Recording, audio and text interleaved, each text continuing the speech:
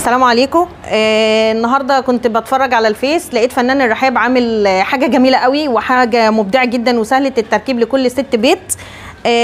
لقيت عنده ترابيزه سهله التركيب جدا، فحبيت ان انا جيت لقيت القرصه سهله قوي. معلمت على مكان الاخرام، حطيت هنا القواعد بتاعتي بنفس النظام ده كده.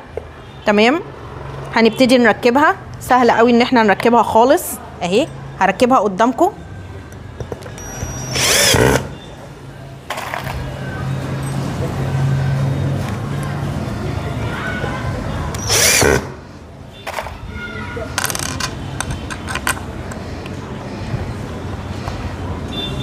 ارجو ان كل ست بيت تاخد بالها.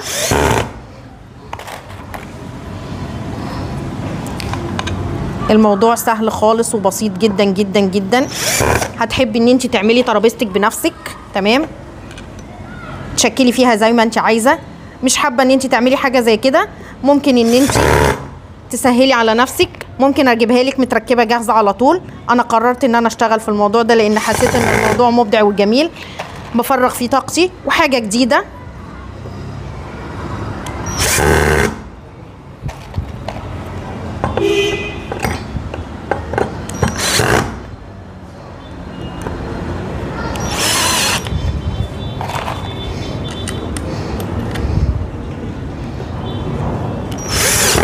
الترابيزات دي في منها كل المقاسات اللي انت عايزاها. المقاس اللي انت تحتاجيه واللي انت حباه هيكون عندك، واسعار خياليه جدا جدا مش هتلاقيها في اي مكان. حتى الماتيريال بتاعي الماتيريال حاجه نظيفه جدا قوي قوي قوي قوي. عندنا حاجات كتير جدا كمان. لقيت عنده ترابيزات العشاء، الترابيزه اللي بتتفتح. رمضان جاي لنا وما بنحبش الزحمه الكتير.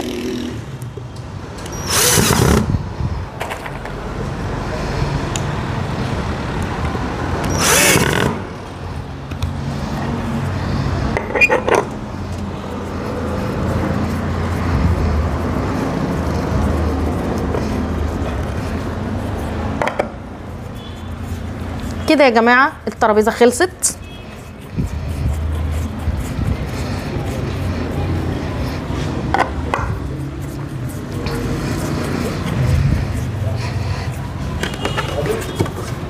ادي الترابيزه. تمام كده بقت بالشكل الجميل الحلو. خلاص بقت حاجه طبيعيه جدا وحاجه جميله وسهله، مفيش اسهل من كده. الترابيزه دي في منها 3 مقاسات، المقاس الكبير والمقاس الوسط والمقاس الصغير. اي حاجه هتحتاجيها هتلاقيها موجوده. عايزه 3 ترابيزات، عايزه ترابيزه واحده، زي ما تحبي. تمام، بس تاكدي ان الخامات الموجوده خامات حلوه جدا جدا. وفنان الرحاب مفيش احسن منه بصراحه.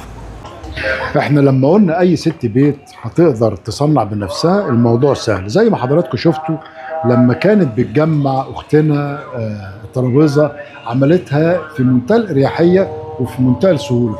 يلا كلنا نصنع، وصنع بنفسك. فنان الرحاب.